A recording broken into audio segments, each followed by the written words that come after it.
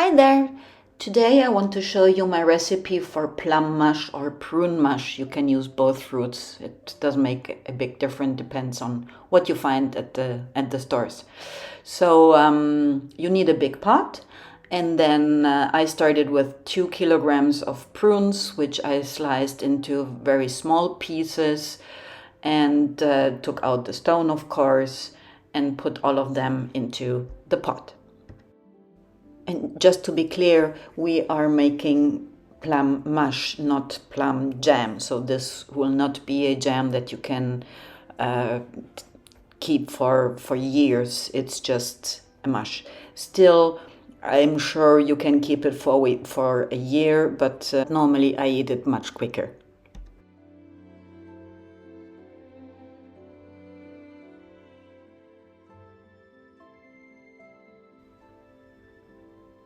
After we have cut all the fruits, we add 200 grams of sugar.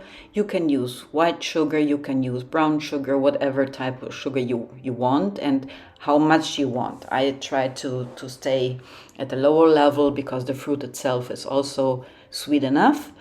And so 10% should be okay. And then I add the most important thing for me, which is cinnamon. I love cinnamon, and so I normally add a big amount because it's just a great taste, but you should have at least 1 tablespoon or 2, as you prefer. Our next ingredient is some vanilla. You can use just powder or juice or whatever you have at hand. I would take 1 tablespoon of it just to make it a bit smoother. And then we add some lemon zest. I use the zest of half a lemon normally.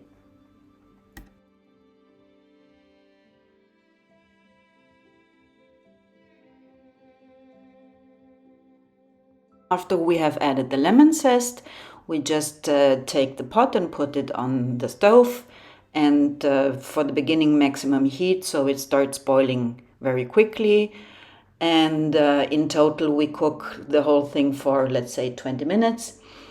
But we start stirring it, and then we add some water just to make sure it doesn't stick and burn on the bottom of the pot. And stir it often enough so it doesn't burn.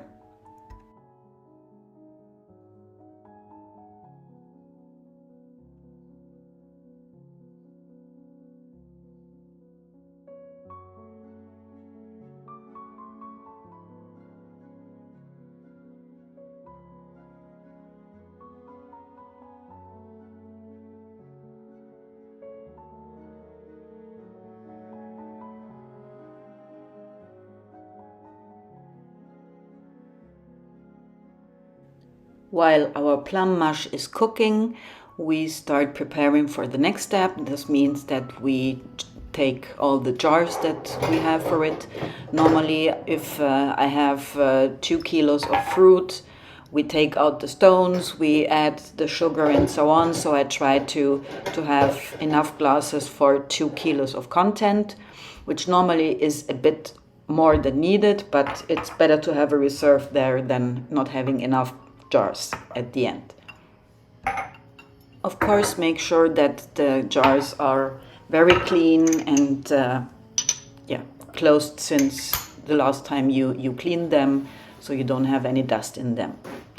And what I then do is I just sort them out. I take the lids off and I put the lids always just in the back of the single jar, so I don't have to look then which lid is going onto which jar.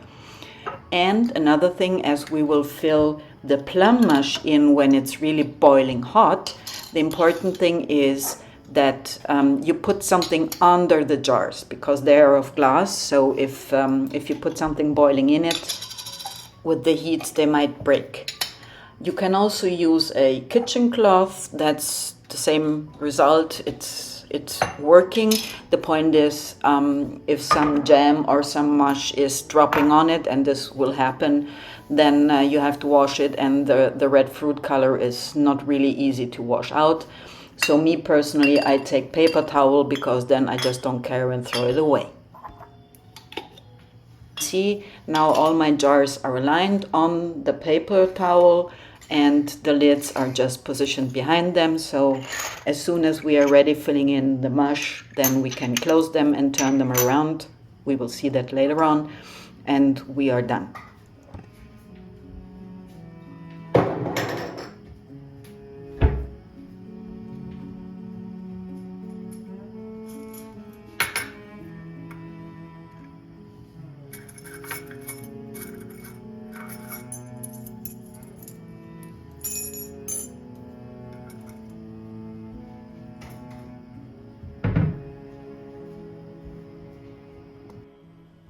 As mentioned at the beginning, you should often stir the whole fruit mush just to make sure that it doesn't burn underneath, and stir and stir and stir. This is what you have to do for 20 minutes, just every few minutes, just stir it.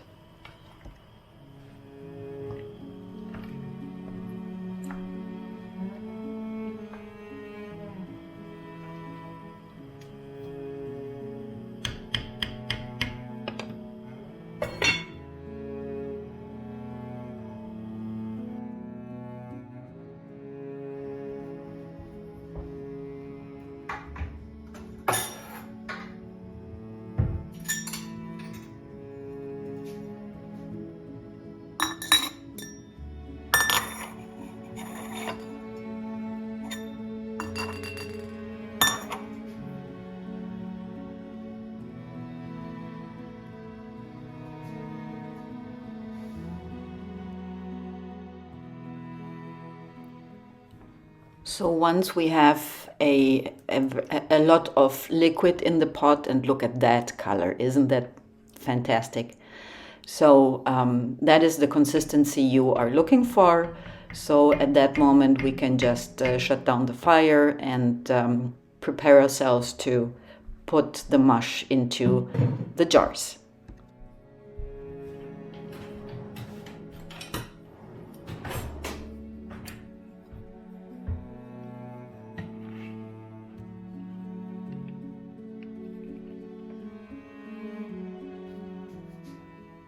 So the pot is right close to the jars, and I have taken a funnel with a big opening at the bottom, so we can just fill it in without losing that much of mush while working.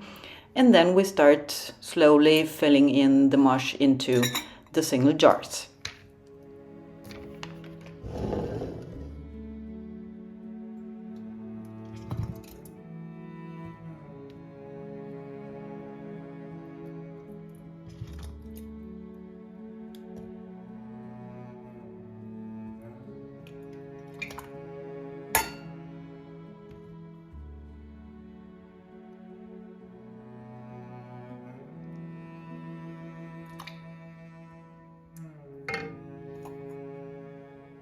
I'd seen before that the third bottle, this one, has an opening which is too small for the funnel, so I take it out right now as it will be not needed.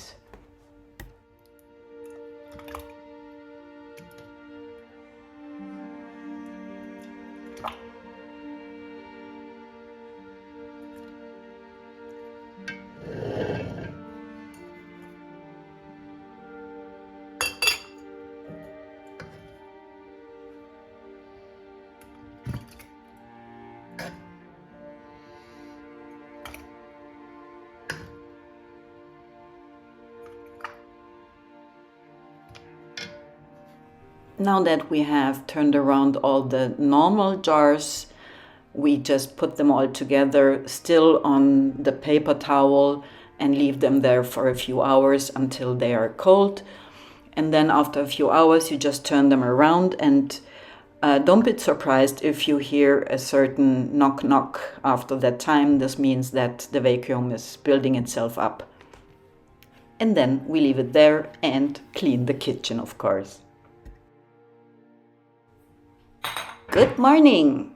It is the next morning and I am just preparing my porridge with the plum mush, and I want to show you how this works. So I have some milk, let's say 100 milliliters. If you eat more, then take more. It's just my portion. And I have some oatmeal. You can also prepare some pancakes or use the plum mush on cornflakes, or just put it on some cookies or on an apple pie. Apples and plums together are perfect. So we warm up the milk with the oatmeal. Once my porridge is done, I prepare all the other ingredients. First of all, of course, our plum mush. And look at that color, isn't it wonderful?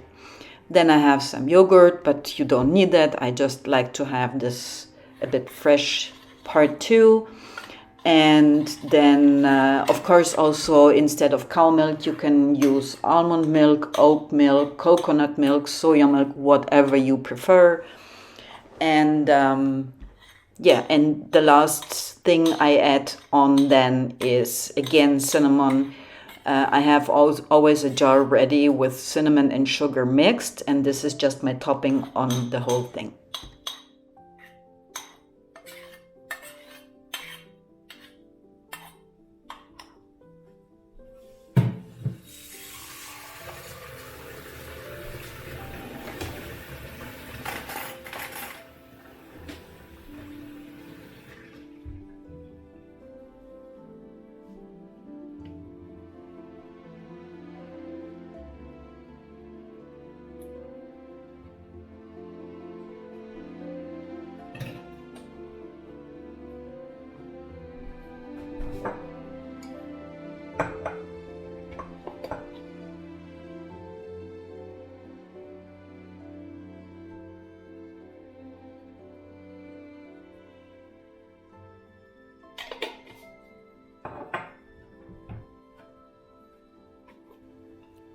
So I hope you enjoyed this breakfast, again, in all the variations that you can use as mentioned, and have just a marvelous breakfast and enjoy your day.